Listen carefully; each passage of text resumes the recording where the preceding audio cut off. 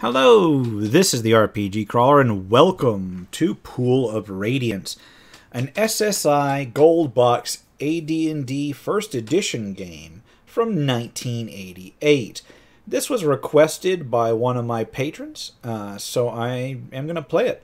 Now, you may note that there will be no sound because it uses PC speaker sound, and quite frankly, even I find it annoying in this game, so I have decided to play it without sound. I'll go ahead and enter the runes, as it were.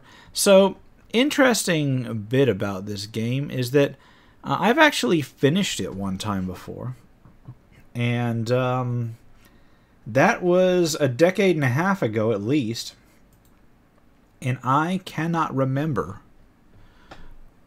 pretty much most of the game. So it'll be almost like new, except not quite.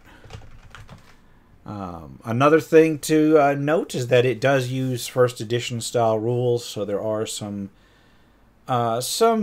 basic simplifications in the game as well. I mean, it uses like a subset of first edition style rules. I don't know if I'm going to play the latter three. It's part of a series that continues on with Curse of the Azure Bonds, then Secret of the Silver Blades, and then Pools of Darkness. There was another Pool of Radiance game substantially later, but it was developed by a different company and used a different engine and was apparently not that good, although I've never played that one.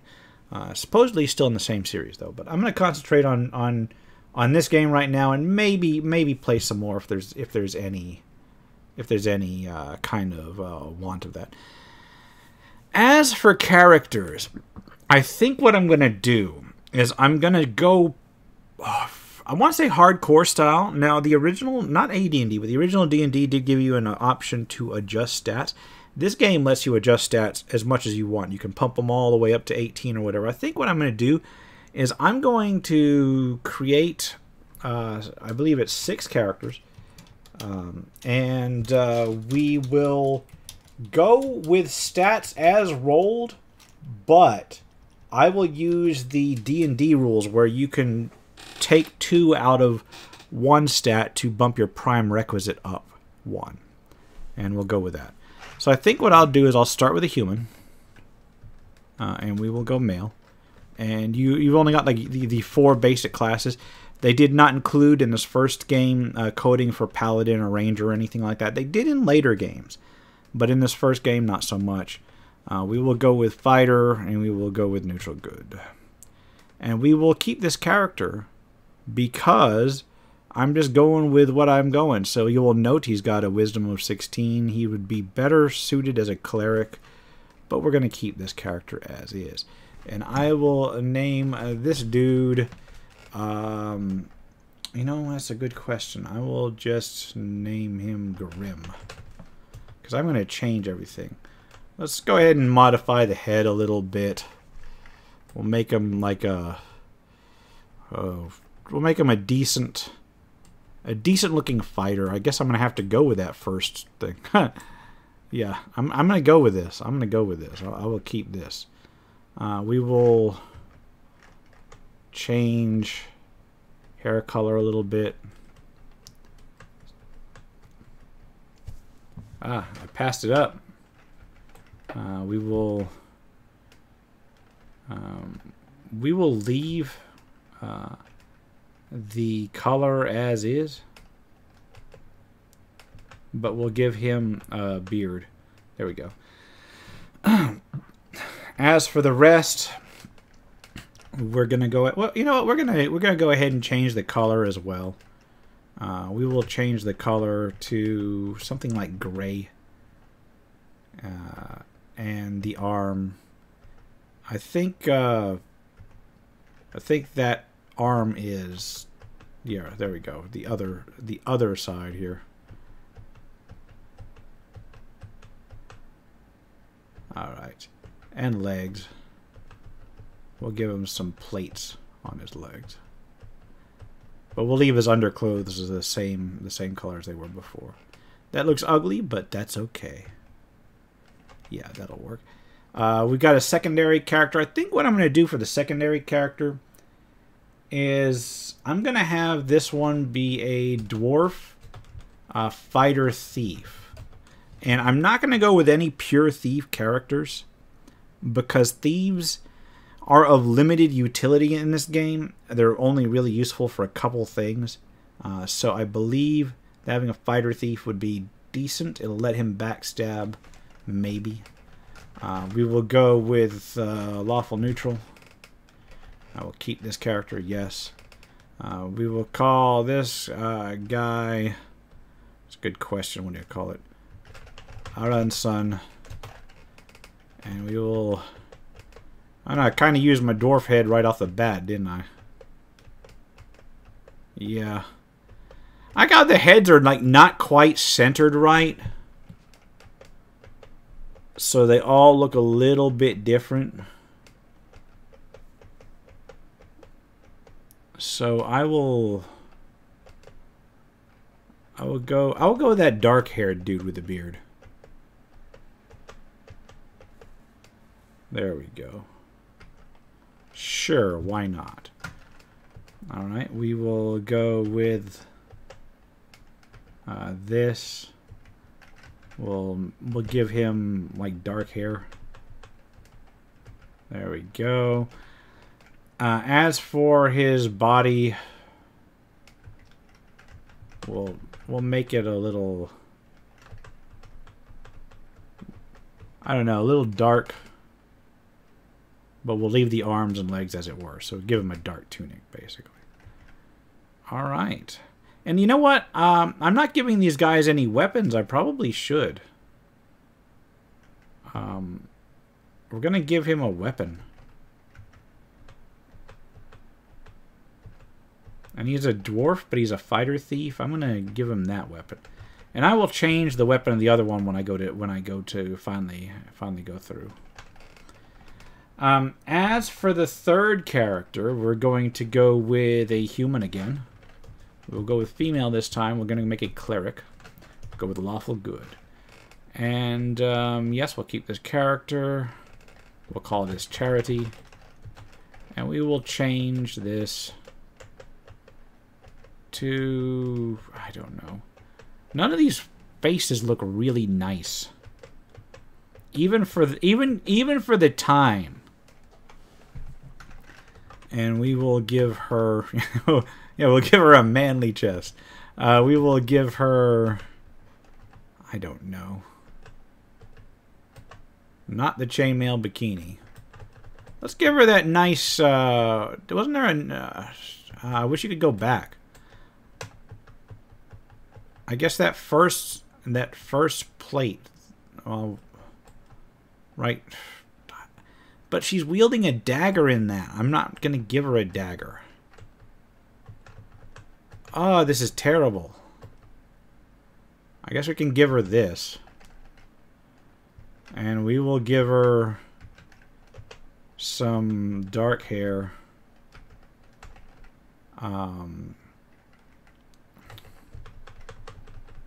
Give her something to stand out a little bit, I guess. Give her some white highlights.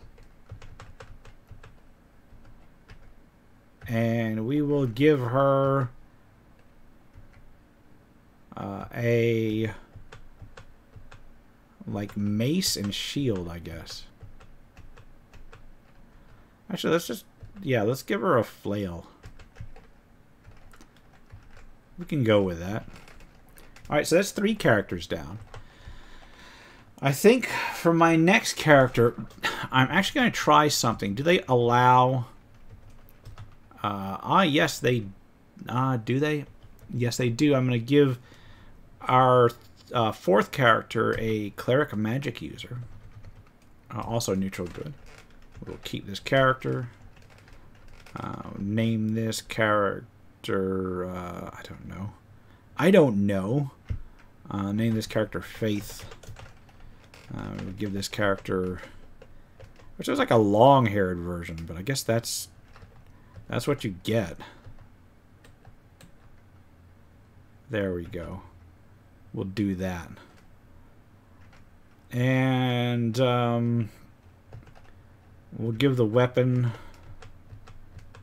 I don't know, some sort of single-handed club or something. There we go. The hair's okay. So now we just want to change the body. Got a brown color in here. I don't want to spend too much time on this. We'll keep this as is. Alright, and then for the last two, we're going to do with two wizards. They're going to be both human. One's going to be male, one's going to be female. Magic user. We'll go with lawful neutral. Keep this character. I'm actually rolling pretty solid on these, just in the wrong stats. We will call this one Arcadius. Give him kind of a grim look. I want to get you know what, we're gonna use that white-haired dude. Yeah, I know there's a bunch of white-haired dudes, but this wild-haired white-haired dude, yeah. And for his body, I kind of don't like any of these. We'll do this. Again, we will give him a staff. And I think what I will do is give him... See, these only need to be sufficiently different enough to stand out from one another. There we go. I'm gonna put this one into like some dark blue robes.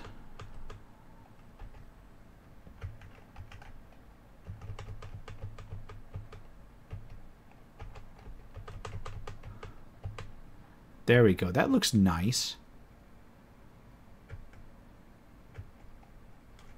And then for the final character, we will go with another human, another female, a magic user. Because we're going to play a magic-heavy party, because that really does help at the very beginning. And we will make her true neutral. Why not? We'll keep this character. Character name on this one is going to be... what's a good one? Ophelia. We've got to give her another head this time.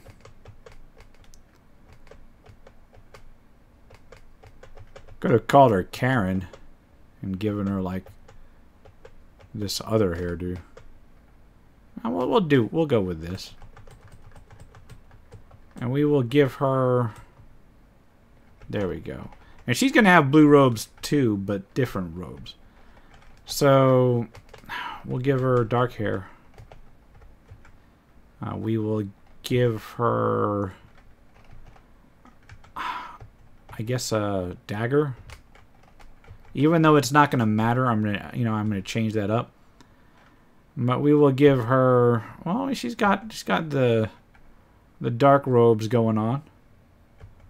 We'll change her to blue, and again to blue,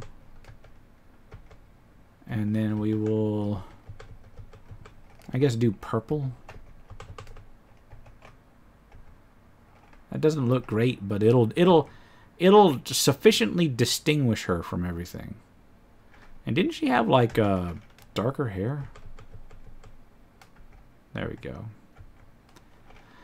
So before we do this, we're going to add a bunch of characters to the party. We're going to add all of the characters to the party.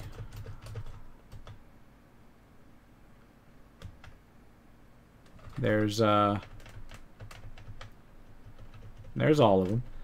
But we're going to modify the characters ready to go. So this guy's a fighter. His prime requisite is strength. So we will drop intelligence down 2 and bump strength up 1. That's how it goes in old school D&D. Wisdom down 2, strength up 1. Wisdom down 2, strength up 1. Wisdom down 2, strength up 1. Now you can only reduce them to 9, so we can squeeze one more out. If I remember right, you can only raise dexterity. You can't. I don't know if you can drop Constitution or not. Let me take a look. 'Cause I'm actually gonna pull out one of my old books real quick and look at the changing of the stats thing. So I'm actually gonna pull out my Bet Me book, even though I've got my AD&D Player's Handbook like right here. The Bet Me book, I know where it is. So. And I think some versions of AD&D, or some people played AD&D with the same exact trade kind of thing. So I'm looking at the Bet Me book, and it says that you can, it says, oh, where the hell is it? I told you I knew where it was. You can trade 2 points from an ability score you don't want to raise your prime requisite by 1 point. You can perform this trade as many times as you want, so long as you do not lower an ability below a score of 9. You can not lower your dexterity, constitution, or charisma. You can only raise your character's prime requisite score. So that is as much as I can do with this. Strength is 16? Not bad. We will keep this character. Alright. Next is Arunsun. And we will modify him. Again, we will go down, bump this down 2, bump this up 1, down 2, up 1, down 2, 1, down 2, up 1. That's going to give us 18 now. 18 fighter thieves also have a dexterity as a prime requisite. So we will bump this down 2, bump up this 1, bump this down 2, and bump up this by 1. And what this will do is it will allow a strength score of 18, but you get this thing called exceptional strength in this game, as you can as you can see here, and you roll D100 for that. Now you only get to roll a D100 for a fighter if you actually start with the 18 strength in this editor, but as far as the tabletop rules go, they allow for a strength roll of or a strength roll of exceptional strength even for multi-class characters. So what I'm going to do, and this is going to be fun, is I am going to take my dice and I'm going to roll for this. I'm going to pick up 2 D10s. 1 red, 1 black. I will say red is high for rolling percentile scores. And we will take a look at this. One moment. Oop. And I will drop in my dice tower here as soon as this finishes. And we will see. What did I say? Red high? Alright, 46. Alright, I have a 46, so let's bump it up to 46. It's not great, but it's better than nothing. Alright, and we will keep that. And I will keep the initial hit points, even though they're not great, because I want to hardcore this. Alright, next is Charity. Charity is a cleric, so we can boost wisdom. I will drop intelligence by 2. And then drop intelligence by 2, and she's going to keep 16 strength. She's got 18 wisdom. She's got really nice stats. Charity has really nice stats. I mean, she's not far off from she wasn't far off from qualifying from. She was like 2 points of charisma off from qualifying for paladin if they had paladins in this game. Next is Faith, who has both intelligence and wisdom as prime requisites. So we will bump down strength by 2, and we will bump wisdom up by 1. We'll bump this down by 2, and we'll bump intelligence up by 1. I think that gets her relatively out of the danger zone on wisdom. And she can't bump anything else down. So that's what she gets on that. She doesn't have bad stats. They're just in the wrong stats. We'll keep that character. Next is Arcadius. Arcadius is going to need intelligence. So bump this down by 2, bump it up by 1, down by 2, up by 1, down by 2, up by 1, down by 2, up by 1, down by 2, up by 1. And that's not bad. Could be better. Finally, we will go with Ophelia. And once again, we've got intelligence as prime requisite. Wow, she's got 17 strength. Almost, I'm going to keep her strength that high. Bump wisdom down by 2. Intelligence up by 1. Down by 2, up by 1. Down by 2, up by 1. Down by 2, up by 1. She's got 18 intelligence. Nice. So, with the trade-offs done, we are ready to actually begin adventuring. So, that will drop you directly into the game.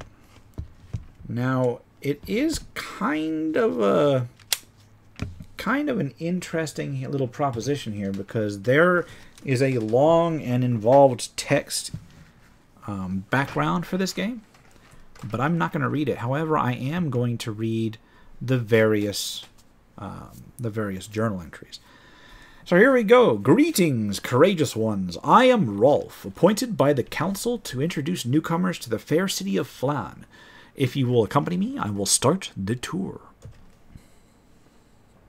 As you can see, you've got coordinates and a heading on the right-hand side under the character stats, as well as a time spent, which does increment, I believe, as you go by. Above that, you have your character stats. You will note that there are empty slots. It's because in this engine, you can have multiple NPCs join you. So here we go. You now face an entrance to the Temple of Tyr. There are 3 temples in Flan: Tyrs, Sunis, and Tempus. Tyrs is the largest and houses Bishop Brachio. If you will turn around now, he'll lead us on to the next area. You will see the entrance to the passenger dock area we just departed. Few ships dare the perilous passage here, but the council is developing a plan to open up the sea lanes. Please follow me. And we go to the next area. You start this adventure by going to Flan because they have put out a crawl of adventurers to try to reclaim it from monsters. The city has been overrun for a very long time, so you basically start just as monster exterminators, basically.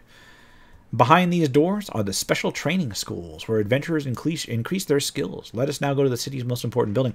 And this is another first edition holdout. In order to level up, you have to pay training fees. I like that idea. I'm old school that way. You don't just magically level up while you're resting in the wilderness. No, you've got to come back and apply your learned skills. And the next is we are just outside the city hall. Proclamations are posted on these walls. Inside, the city clerk awards the council's commissions. Commissions are the quickest way to fame and fortune. This is basically your quest hub. This is the Tsun's Temple. On your right is one of the entrances to Tsune's Temple.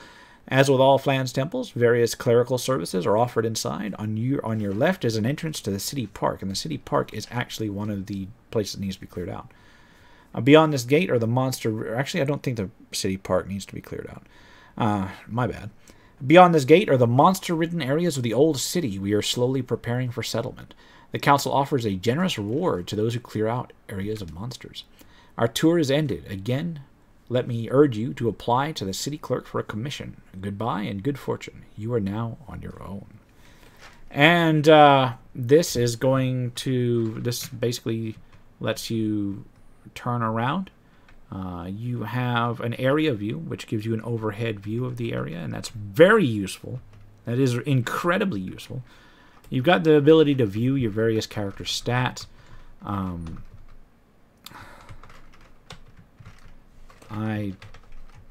Yeah, you've got to like go up and down the list to view them. I will say this is that you start with nothing. You start with owning nothing. I don't think you own anything. Well, you own coins. Do you own gear? I'm going to camp real quick. I don't think you actually even own gear. I am going to save the game real quick. Let me see if I can't. Do you start with anything memorized? You do not. So you don't even start with gear. So what I will do is I believe I have time to just prepare my party. So let's go back into town real quick. You're outside the city hall. The city cleric waits inside to award commissions. Proclamations are posted on the walls. In your journal, you note proclamations 64. Oh, is that 64? I don't know. 78, 109, and 59. And I will read those, but not right this instant, because that will be for when I actually pick up the quest. For now, I'm just looking for a damn shop that I can buy things on. All right, the shop specializes in arms and armor. Can I show you our wares? Yes. So if I view all of these, what I'm going to do is I'm going to pool my money, and I'm going to buy items. Now, the fighter, I can get various things I'm going to buy for my fighter. I don't know if this bastard sword can be used one-handed. I will find out, I guess. I will buy that. I will buy him some banded mail. And I will buy a shield. And I will view him. And we will try to ready it. No, so the bastard sword is a two-handed weapon. So I'm actually going to sell that right off the bat. Yeah. That was my bad. That was a lesson. See, in the base game, in the tabletop game, you can use those one-handed or two-handed. So I'm gonna buy him just a long sword. Let's go ahead and go through. We'll buy him a long sword that uses that does 1d8, 1d12 damage. We will buy Arun's son. I don't know if Arun's son can wear like heavy armor though, but we will find out. Arun's son, I'm gonna buy him a broadsword because it does more damage against human-sized creatures. I know that he can use a shield. And I think he can use a banded, but he can't use his thief skills if he's got it. So let me take a look. Yeah, he can wear that. It just ruins his thief skills. But I'm not going to be using thief skills, so that's good. Charity is our straight-up cleric, so we were going to purchase a Morning Star. Hope I can wield it. Shield and some heavy armor. And we will get those. Apparently she cannot wield a Morning Star. That's terrible. Alright, so I guess I will buy a mace for her. There we go. Here we go. Next is Faith. I don't know whether Faith can actually... She can't wear armor and cast. So what I will do is I will give her another mace. I do know that she can wear a shield, though. And then Arcadius, I will buy him a quarterstaff. Where are you, quarterstaff? There we go. If it was a snake, it would have bit me. I don't think they get any robes either, do they? No. Yeah, that's kind of pointless. And then same with Ophelia. I'm going to buy a quarterstaff. Now, unfortunately, in this one, wizards can't wield slings either. But they can wield darts. So what I'm going to do then is buy some darts. I'll buy 24 darts for each of my wizards.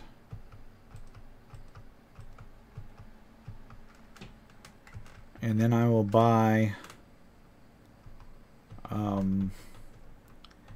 I think that clerics can wield slings. I'm not 100% on that.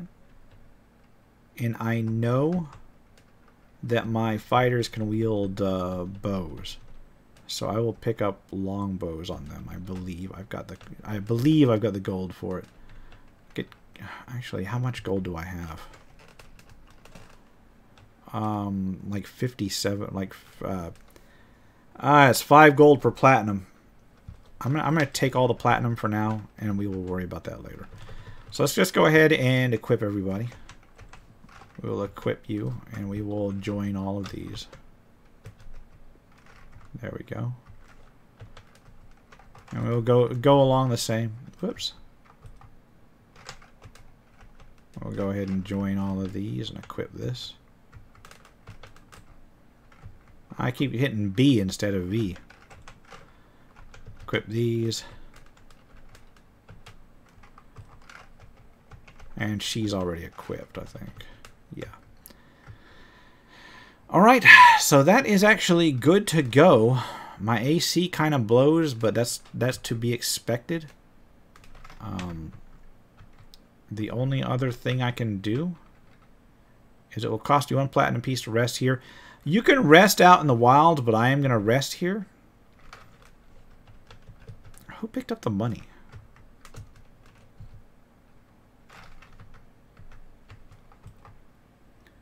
Who picked up the money? Hold on a second.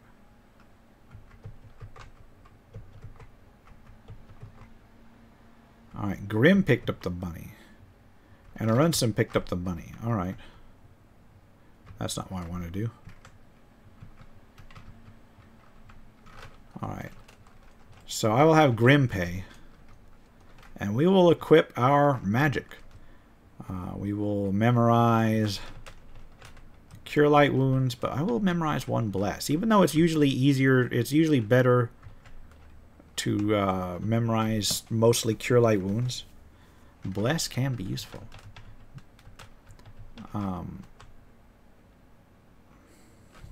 But only 1 of them. Everybody else is going to get Cure Light Wounds, and I think she's also going to memorize Sleep, which will be... Sleep is just incredibly useful. My magic users are all going to memorize Sleep.